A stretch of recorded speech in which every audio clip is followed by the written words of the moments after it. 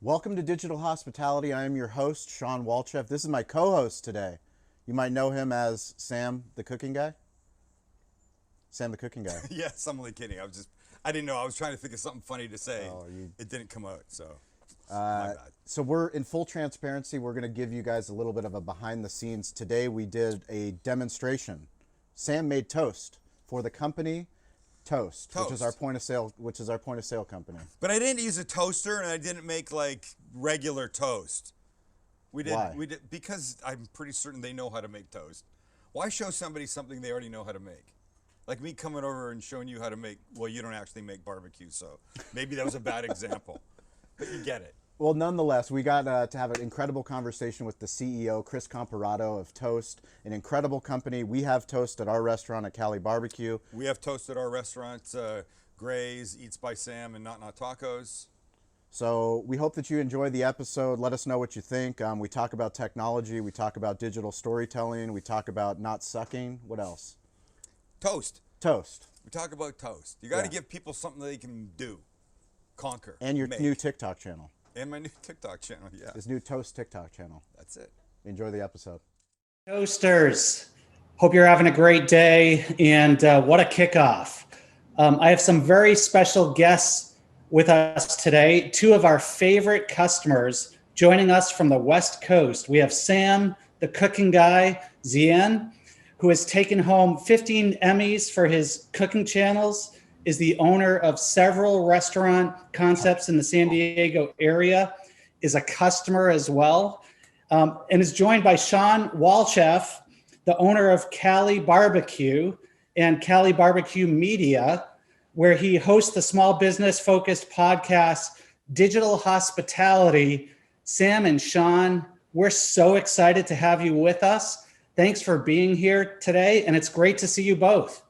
Thank you, Chris. Thank you for having us. You left out one thing about Shawn's company name. It's not Cali Barbecue. It's Cali Comfort Barbecue, which we did is ridiculous, but it's the real name. So we did a rebrand. So we actually are Cali Barbecue. After all the shit I gave you. After all the shit you gave me, I said to it do sounded a like a mattress company. Cali Comfort. Doesn't that sound like mattresses? Get your barbecue and just take a nap. I didn't know that he'd rebranded. We rebranded. You introduced us properly. I appreciate that. Thanks, Chris. Well, you left off my 2.5 million subscribers on YouTube, but that's all right. All right. But I got the Emmys in there. This is true. That's true. So, Sam, I understand that while we're chatting today, this is going to be a unique customer panel and interview. You have a little something special that you're going to whip up for us toasters. Can you tell us a little bit more about that? Yeah, so we thought it would be fun to make some form of toast. I have 5 different toasts we're making. The best part of it is I'm not using a toaster at all. I'm going to do everything on a flat griddle here. There'll be different versions that will come out, and hopefully things that people don't know, and then will watch and go, oh crap, I'd like to try that. So I will start now. I have to make 5 in the next half an hour, so about 1 every 5 minutes. It's totally doable. I'm prepped. I'm ready. Let's start some conversation, and then we'll just have some fun. All right. And Shawn, you're going to coach him a little bit. You're going to sort of critique, coach, and taste. Yes. No. Yes. He might critique. He can't coach. He doesn't really cook. Yes, he owns a barbecue restaurant, but ask who's behind all those big smokers, and it won't be him. This is the truth. So Dana White doesn't fight in the octagon, and Jerry Jones doesn't throw footballs. So we all play our part in the hospitality business. I know where my space is, and his space is there. My space is more over here in the digital hospitality realm. Awesome. Well, listen, I'm going to stay away from the cooking, and I'm just going to tee up some good questions and let you guys go. So let's kick this off. Why don't each of you tell us a little bit about your journey becoming restaurateurs? You know, one thing that's super interesting is that, you know, you guys got your start in hospitality years ago, but then certainly went through different times of uncertainty and the economic downturn in 2008. So why don't we go each telling us a little bit about the journey, and we'll start there. So you want to start? Why don't you jump in? I'll start just because I'm working on the easiest toast right now, and it will give me a second. So I've been cooking on television for almost 18 years, looked at some restaurant locations, and there was always something wrong with them. I thought too big, too small, you know, that kind of thing. And eventually I came to the conclusion that what was wrong wasn't the locations, but it was me, because I knew I didn't know how to open a restaurant or run a restaurant.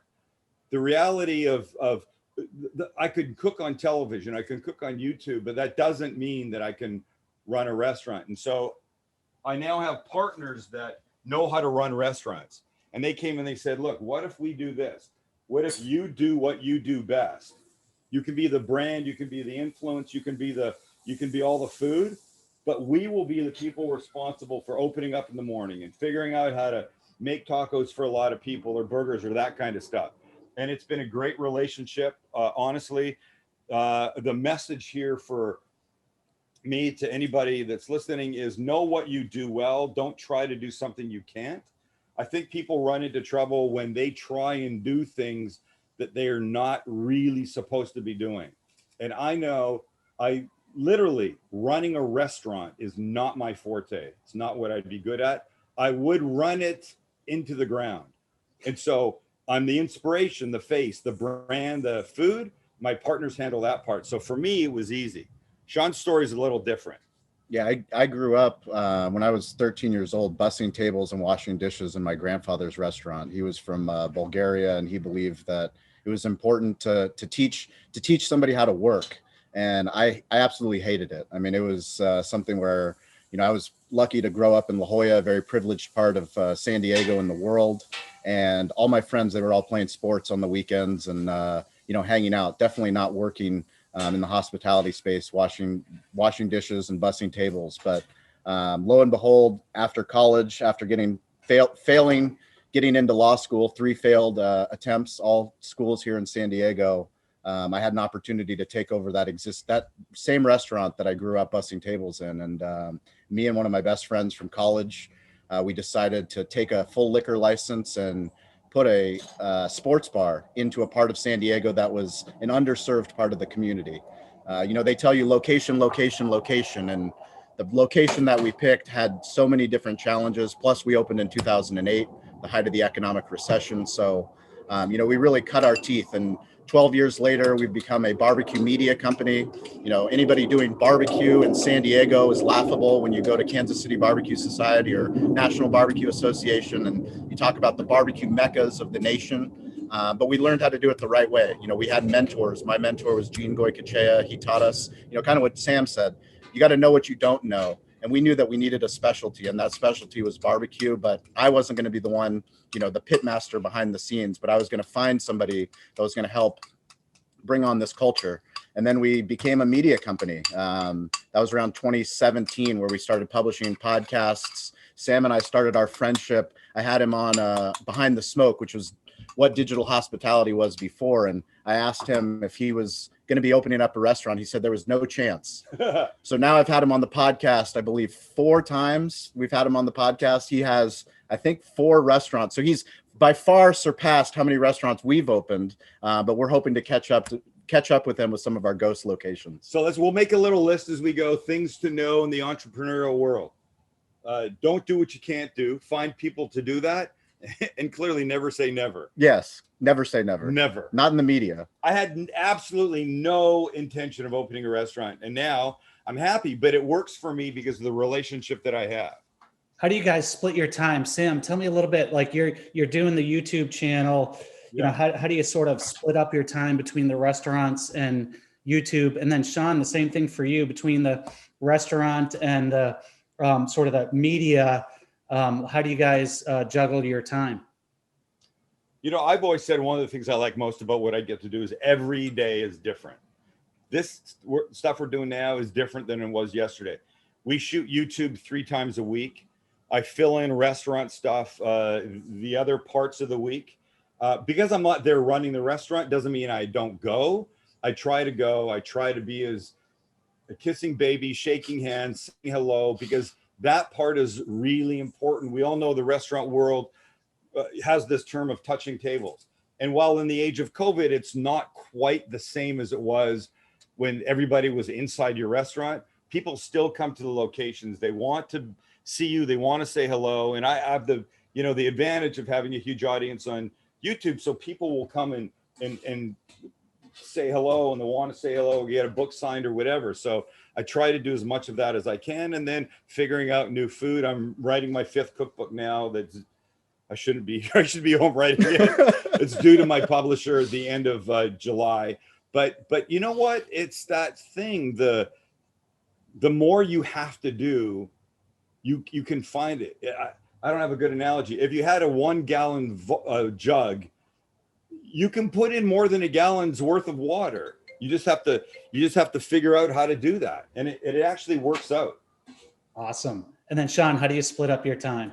Yeah, I mean, I think the most important thing is just being mission driven and knowing that we have a deeper purpose. We are just a single unit barbecue restaurant. We're hoping to open up our ghost kitchen. It was supposed to be 3 months ago, hopefully in 2 weeks. But we all know how opening a restaurant goes. And, we plan on opening 10 more ghost kitchens. We call them friendly ghosts here in San Diego. But, focusing on working on the business and not in the business, I think it's one of the hardest things that I had to learn along the way. Like I said, I didn't know how to do barbecue. I reached out to somebody that knew how to do it and brought them in. My general manager, Eric, he's been my right hand. He's kind of the yin to my yang. So he's the one driving the financials, driving the operations, and he allows me to go out and have the time to focus on podcast, content creation, digital storytelling, and teaching other restaurant owners that if a small single unit barbecue restaurant in Spring Valley, San Diego can, do all these incredible things, so can they.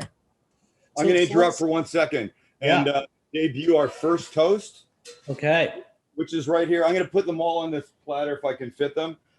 So I'll show the camera. The first one is overhead view. Captain Crunch French toast. So you literally make French toast just like you would, but at the last minute, you dip it into this severely crushed up Captain Crunch cereal. And then you just Captain cook it like Crunch normal. French toast. And it adds the sweet, but it also adds a little bit of crunch and some straight deliciousness to the whole thing. That's fantastic. It's really good. All right, toasters, Captain Crunch French toast. Change it up, ladies and gentlemen. You'll be glad that you did. My kids are going to love that. Well, all right, so let's switch gears a little bit. We're talking about time.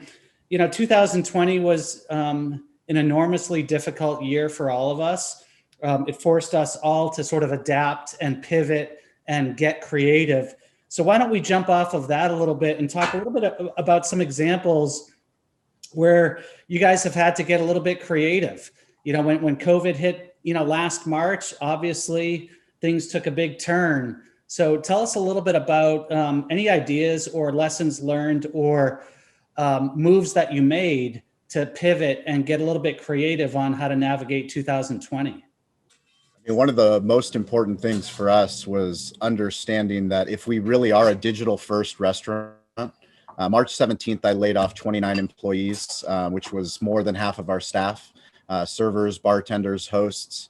We kept the heart of the house, but there's never been a harder day in my career than laying off those team members who are family. I mean, we hire for hospitality, and letting them know that, currently we just couldn't bring them on, but we were going to fight like hell to keep our business going and to evolve into this digital first restaurant and, bringing on more third parties. So we were with DoorDash exclusively. We brought on Uber Eats, we brought on Grubhub, we brought on Otter to integrate all of those. But then the biggest thing was, I'm not just saying this because this is a toast call, but really the biggest thing was understanding our point of sale system and what was Aloha doing for us and what did we need.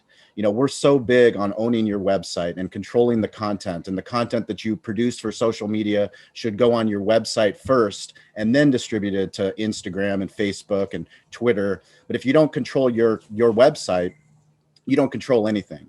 So who was going to help us with online ordering? And the more that we did the research, the more that Toast was the obvious answer. I mean, we integrated Toast. We went live actually on September 11th during COVID. And, I shared with you on a call before this, but, getting customer relation tools where we're able to actually understand the data and understand these are the customers that are spending money. It's a different than somebody that's following you on Facebook or somebody that's following you on Twitter. That's great. But these people actually spent money in our four walls, and we've spent 13 years building an email list, and that email list got to 8,500, which isn't a lot, but it's also not a little.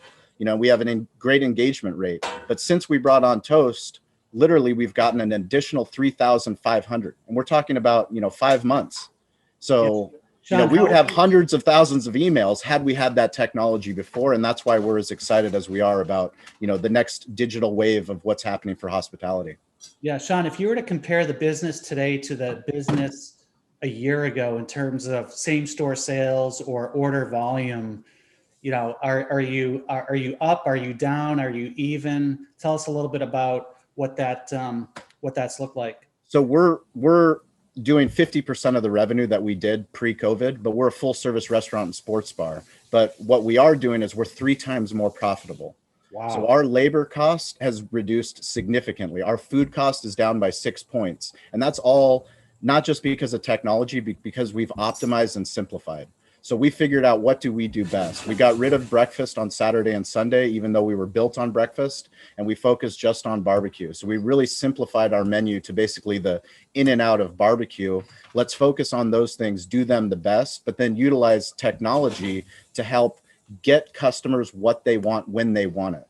You know, that's part of the problem, is discriminating how people get our barbecue. You know, we have 1 location now. Obviously, we'll have 10 in San Diego County. It'll be much easier for us to get barbecue to other people. But making somebody drive 45 minutes across the county and then wait an hour in line to get some brisket, our job is to use technology, use things that Toast offers, as well as other technologies, to get people barbecue when they want it. Awesome. Before we switch to Sam, I know you're firing up. I don't know what you're firing up there. It looks really good. But before we switch, tell us a little bit about the Ghost Kitchen initiative you've got going, Shawn. You mentioned you're going to spin up some kitchen concepts. So tell us a little bit about that. Yeah, so the Ghost Kitchen we're opening, it's part of another 20 ghosts. So we're going to be part of the hub, essentially a virtual food court. It'll be for pickup and delivery. It's 200 square feet, but we're going to be doing all of our smoking in our original restaurant location. We're going to repurpose about 60% of the dining to build a master smokehouse and media center. So we'll be able to service all the 10 ghosts. We call them friendly ghosts because we're going to share the story of how the barbecue gets to where it goes. And no matter where we opened up those ghosts, we're going to be part of the community. So we're going to treat it just as if we opened up a full service restaurant. And I think that's important because this is the great gold rush for ghost kitchens, virtual kitchens. And a part of it is, if you don't have a heart behind that brand, then it's going to be very hard to stay in business. It's fine to sell something once, but we all know in the restaurant that in order to be successful, you have to take care of your regulars. Yeah, no, totally makes sense. So let me cut in for a second. I'm going to show you 2 toasts while we're here, because the last 2 are the most complicated ones, and then we can chat. So right here, this is the only avocado toast in the mix today, and there needed to be 1. This is avocado. I've got lox ripped up in little pieces on top, little tiny finely chopped up red onion, and I'm going to use Everything Bagel seasoning just to finish it off. It'll just give that little crunch from the little garlic pieces on that. It's going to be really fantastic. Okay, wait. The other one that we have is right here, and this is going to be a mushroom one. So this is just a little piece of baguette that I've brushed with, I'll show you, some roasted garlic. A head of garlic, the top chopped off to expose all the cloves, little olive oil on top, wrap it in foil, put it in the oven at 400 for 45 minutes or an hour. The cloves squeeze out. It's sweet. It's delicious. It's amazing. But what we'll do now is we're now going to put some of these beautifully softened shiitake mushrooms right on top of it. It's my favorite thing to do. I love mushroom toast. And shiitakes speak to me. They're just so delicious and tender. My favorite mushroom of all time. So we'll get these beautifully on here. They've been softened with a little vermouth in the pan. I've given them a little kosher salt and pepper, a little parsley, and we'll finish this off while it's still warm with a little good Parmesan cheese, just grated over the top. Just like that. There you go. So we have 3 toasts. We got 2 more coming. We're doing fine, Shawn. Yeah. So you should have done 10 toasts. I should have done. I wanted to do 10, and Shawn talked me off the ledge, which honestly was a very bright thing to do. Yeah. it would have been just mental. Well, I hope Shawn and the crew are hungry. It sounds fantastic. You know what I loved about that? I loved the everything spice, the everything bagel spice that you threw on that. But That's a nice move. It goes on anything. I mean, throw a half a teaspoon of it into scrambled eggs in the morning. That's what I do. It's beyond what you normally would expect it to do for you. It doesn't have to be on a bagel, or that kind of thing.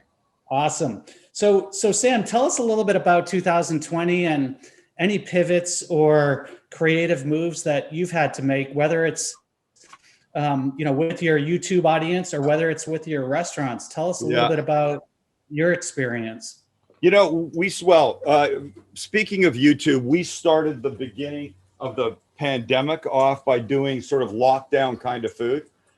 What you could do if you only had certain things in your pantry. What could you do with the tuna and that kind of stuff? And that was okay. We did, half a dozen of those shows. And then we looked at each other, and we, as our very small crew, there's 3 of us. We said, yeah, this probably seems right, but do we need to focus on the fact that we're locked away at home? No. Shawn and I were talking about the success of Martha Stewart way back in the day when she first started, and nobody would have imagined that her making super fancy desserts and flower vase arrangements and stuff would appeal to mostly women in the Midwest, 80 feet of snow outside in a 250 square foot studio apartment.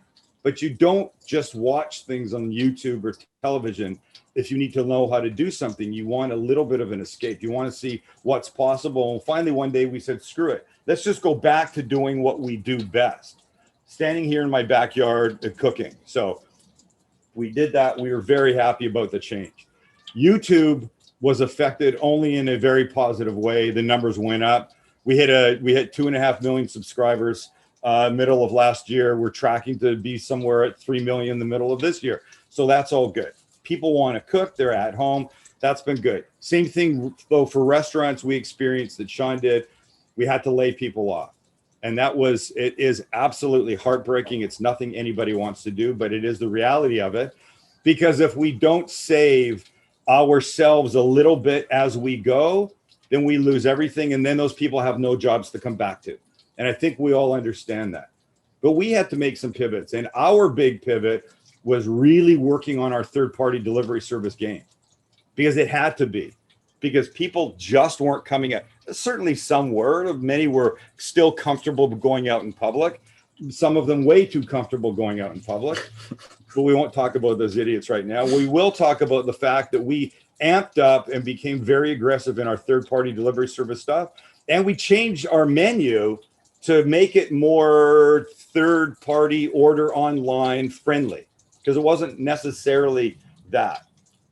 And then everything has to change. And we've got a great staff and great people running the stuff. I benefit because people look at me and go, oh, you're so smart. Look at all the things you did. When it's people behind the scenes. But it is people behind the scenes at the heart of it. And you want to do everything you can to protect the little world that they live in. So when this bullshit's over, they can come back to a place rather than come back to locked doors. I think one of the important things that Sam did, we talked about it when we had him on the podcast for the Eats by Sam. One of his concepts that he opened up in the pandemic was establishing the brand identity online through Toast. So what we had talked about was the recipes and his recipe book and how important it was to him with his publisher that it was Sam's voice. So it was the same voice that you heard on the YouTube channel. But what the team did at Eats by Sam, I mean, let them know of literally each menu item sounds like you're ordering from Sam. So on the back end, it sounds like Sam's joke, so each time, so while you're going through that digital experience, you don't feel like you're at some stuffy place. You feel like you're hanging out, cooking with Sam. That's the thing. You know what? Look, it's really what branding is. People that want me to do things would never suggest I try to make food that I'm not capable of or be a different way. We don't want you to swear. We want you to be in a little box. By the way, you haven't sweared yet, but that's okay. We got plenty of time. So sorry, God damn it. I don't know why I've been fucking holding back. But the point is, know what you do. I don't try to make a fancy foie gras truffle dishes because that's not my world. I can do that, but it's not my regular everyday world, and it's certainly not the world that my audience wants to play in. There's other people they can go for that. Shawn knows what he does. I know what I do, and that's the key. Yeah. Do something and do it well. That's the way you should go about this stuff. Awesome. So we have another toast, actually, if it's the right time for it. We got another toast coming? Yeah. Okay, so this one, I'm a very big dim sum fan. And if you don't know dim sum, think of it essentially as Chinese brunch, because that's really what it is. So this one is called shrimp toast. So it's a little slice of baguette, and I've processed shrimp and scallop, little sesame oil, some ginger, salt and pepper, and some green onion. And you spread it. You spread this gross kind of paste thing on top of a piece of baguette, scatter a few black sesame seeds on it, and then you deep fry it for about 1.5 minutes. And now they come out looking like these guys, and they're just beautiful. If you went to dim sum, this is absolutely something that would show up on one of the carts for you to choose. But it's just one of these great, really fun things. Shawn and I had split one before we got going, and we both really like it. That's what you guys were munching on before we got started. Exactly. All right, toasters, we're gonna be eating a lot of toast with all these ideas. Sam, I hope we can find these in one of your cookbooks. If not, we'll hit the YouTube channel. I know I hit the YouTube channel and checked out your breakfast burrito. You had a nice little surprise in there with the McDonald's hash browns. Why not? My favorite episodes. So talking about, you guys mentioned third-party delivery and how critical that was in 2020. Yeah. Is there anything else on the technology front? I know you're both, big users of Toast, but is there anything else on the technology front where, technology could play in an even bigger role to support hospitality as you look out into the future? Are there any other things that technology partners like Toast could be doing to make your lives easier and to provide an even better experience as you think about, how we're all evolving? If you could figure out how to make the third-party delivery service fees less by using Toast, if you could figure that one out, that would be amazing. Well, no, listen, Toast Delivery Services, when we launched TDS, it was to really give restaurants an option and a hedge against those fees. And we're seeing more and more restaurants turn to TDS to sort of move away from the big guys. But that's one move. But yeah, absolutely. We put pressure on them, but they're also partners. So it's, it's an important play for us. Right. I get it. Man, no, I don't know. I think one of the most important things that you do that separates you from so many other tech companies is having boots on the ground. I mean, having people like Will and Ali, who are our reps here, understanding, I talk to a lot of different companies, to their sales teams and their marketing teams. But one of the things as a restaurant owner, we have so many things that are on our plate that we're trying to figure out. And we're not always ready for a solution, but we have pain points. So when you start to listen to what our pain points, and while it might not be in Toast's realm, listening to those pain points and then giving that feedback internally to Toast, that's where a lot of the new product development obviously has come, because you guys do a phenomenal job of relaying that information, knowing that it's not just me that's complaining about it. If we can fix this or we can make this improvement, then maybe we can impact all of these other restaurants and roll this out in a way that, gives great digital hospitality. Yeah, well, Shawn, we're going to pick your brain on the friendly ghosts. That's an area that we're investigating, and we'd love to pick your brain on that. So let's switch gears a little bit. I mean, both of you guys have really done a deep dive into media with your properties and your presence on media. So maybe, Shawn, we'll start a little bit with you. I'd love to hear a little bit more about how did Cali Barbecue Media come about, and how, what inspired you to merge your restaurant business with a media platform? Certainly it's inspiring stakeholders across the board. And, Sam, you're doing that as well. But tell us a little bit about Cali Barbecue Media. Yeah, I mean, I think it came out of necessity. We opened in 2008. So really, the iPhone came out in 2007, the first iPhone. And I say that, and I talk about it a lot because you do. I talk about it all the time. I tell him all the time, but it's so important because it's so short of a time. I mean, we're only 14 years later, and the amount of tools that a restaurant owner, a small business owner, an influencer has to use these different platforms to create media content without a middleman. You know, now you don't have to go to the local news. You don't have to go on radio. You don't have to be in the newspaper. Literally, you can use your iPhone and you can go live on any of these social platforms and get your message out. And what we learned, you know, was basically by getting ignored. You know, we were in a part of San Diego that wasn't sexy, that, you know, maybe we weren't serving the best barbecue. I thought we were doing a phenomenal job with barbecue, but we were getting ignored. So we started figuring out, well, how can we get people to start caring? And the way that we got people to start caring was by participating more, by getting outside of the four walls of our restaurant, by using social media to share what we were doing. We've always gotten, we're always big into community involvement, but as we started doing it, as we started sharing the story, what we say is digital marketing. You have to learn how to do digital marketing to talk about your brand, to talk about yourself. When you get into digital media, now it's digital storytelling. Now it's not about us. It's about who did we have on as a podcast guest? What were they doing? What was fascinating about that? What's fascinating about what our partners are doing, not just for us, but for everybody else? You know, what can we do to help this charity? You know, it's one thing to donate to a charity, but if you share what you're doing, you might inspire other people to donate, which makes that impact even larger. And that's kind of Cali barbecue media in an essence. What I love is that it's values oriented and mission oriented. And it's not just doing good for business, but doing good for society and doing good for everybody, really. I'll just say this. It's as simple as understanding the importance of video versus just words or sounds. I used to shoot videos for Bed Bath & Beyond, and for 4 years, we did one video every week for them. And it was always product related, a deep fryer, a mixer, a stand, whatever, Vitamix, that kind of thing.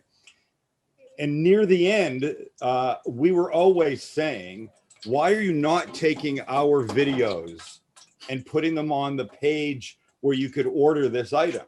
And I don't know why. They're a big company. They just couldn't get out of their own way. When they started to do that, the difference of on buy rate between someone looking at the page and looking at the page with one of our videos on it was tremendously different. It was very successful.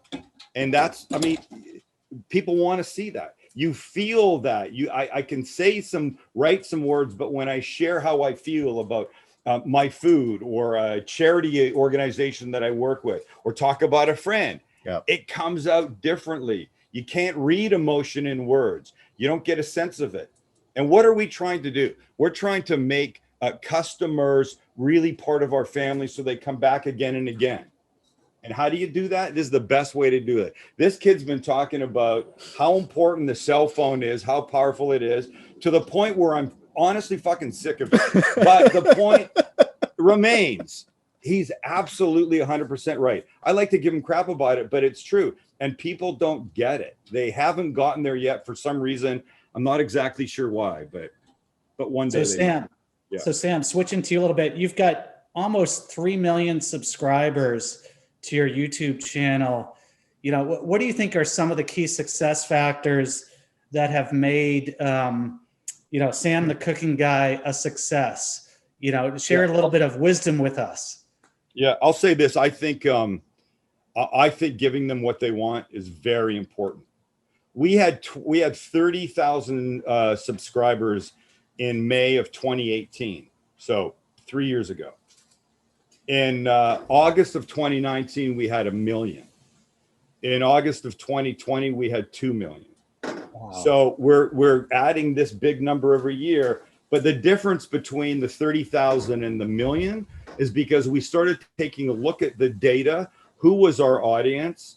What might they want? Up to that point, we were pretty frivolous with how we approached YouTube, which I'm embarrassed to say because we've been on YouTube quite a while. But I would wake up and I go, I feel like making a Caesar salad. I'd make a Caesar salad. We'd shoot it. And it would be an okay video, but not that many people gave a shit about it. So now we start looking what things are popular. What is this in my data set? 2.5 million people, 85% are guys. And of that 85%, 80% of those are between 18 and 44. So these are young men, often cooking by themselves. Do they want a Caesar salad with gently shredded Parmesan swirls over the top of it? Probably not. You gotta understand your audience and who they are and give them what they want. People open a restaurant and they make, I don't know, lasagna or whatever, and it doesn't sell in the first week, and they stop and they change it. And 3 weeks later they change it to something else, and 2 months later they close. They haven't given it a chance, and they maybe really haven't thought about giving their audience what their audience wants. Just because a certain type of restaurant works in this part of town doesn't mean you can take that exact mix and put it in that part of town and it will play. Doesn't work like that. So you have to think about who they are. Wait, I have one more toast, and then we'll finish with this. So this one is the last one, the most complicated. So this is, and I've used the ciabatta for this. So I sauteed some spinach underneath, just a little bit of avocado oil, salt and pepper. I put some prosciutto on the flat top and got a little bit crispy. But the fun part is this is a poached egg. And the egg has been poached, cooled down, and then essentially breaded. So it's crispy panko on the outside in the deep fryer for about a minute and 15 seconds. But Wow. here's what we make. Wow. And by the way, nothing made with a toaster. No offense. I hope I didn't disappoint anybody by not using a toaster. They have a lot of toast partnerships with toaster companies. Wow, that looks tremendous. Sam, have you done toast on your cooking show, or is this like a first time video for toast? No, I haven't. Actually, we're going to shoot this for our TikTok channel right after. Perfect. TikTok. My daughters wanted to know if you were on TikTok. We are on TikTok, absolutely. Fantastic. Any We haven't favorite been on long, but we're there, and we've put some video up of 2.5 million already on a perfect poach egg. 3 or 4 days on So poaching. you're TikTok famous. Yeah. Well, not yet, no. But All right, so let's switch gears a little bit. We've talked a lot about 2020. We've talked about teamwork. We've talked about the business. We've talked about media. Let's switch gears and talk a little bit about how to do good for our communities. And Shawn, you were talking about this a little bit earlier. So I thought we'd spend a couple of minutes talking about what you guys are doing to sort of give back, because I think that's something that's part of your missions and part of Toast mission, which is to give back more. So Shawn, maybe tell us a little bit about the Spreading Kindness campaign that you guys have launched and anything else that you're doing. And then Sam, I know that you've got a few organizations that you're involved in. Yeah. By the way, we're going to participate and help out those organizations. we know that. Thank you. Very generous. Thank you. But Shawn, maybe we'll start with you a little bit. Tell us a little bit about Spreading Kindness. Sure. So I have a business mentor by the name of David Meltzer, and he, at the end of the year, he challenged all of his mentees to go out and spread kindness and to do a video. And, something for us, our mission always as a restaurant is how can we give back? I mean, the amount of people and organizations that we've helped on micro levels, by no means, so we're one restaurant. Obviously, we'd love to give as much as we can, but every time a charity came by, whether it was for breast cancer, Alzheimer's, the local fire department, the local church, we always did whatever we could to do our part, whether it was a gift card, whether it was a donation. But the most powerful thing is always showing up. So it's one thing to give a gift card. It's another thing when someone says, can you come to my event and bring food and participate? Because once you go and you participate, then you start to understand what is the mission? What are they trying to accomplish? What's the village? What's the impact that you can make? And, as we started participating in events and organizing events for ourselves, we really wanted to figure out, how can we continue to do this and how do we make this a way of life? This Spreading Kindness challenge, it was an easy opportunity for us, at Christmas time to go and do something nice for somebody that was unappreciated. And I talked to my wife. My wife said that she had just talked to our postman and he was telling us that he was on a 14-hour shift. He didn't get time to have a lunch break, but he was trying to get all this packaging. A lot of people are staying at home. They're buying things online. This is also around election time. So she said, why don't we do something nice for the post office? Go bring barbecue and feed the local post office. And I did what my mentor teaches me, is just ask for help. So it wasn't just us. It was asked another restaurant owner, Victor Lopez of El Pollo Grill. I said, would you be willing to partner up and let's go take care of, 70 postal workers. We brought food, we shared it online, we made the video.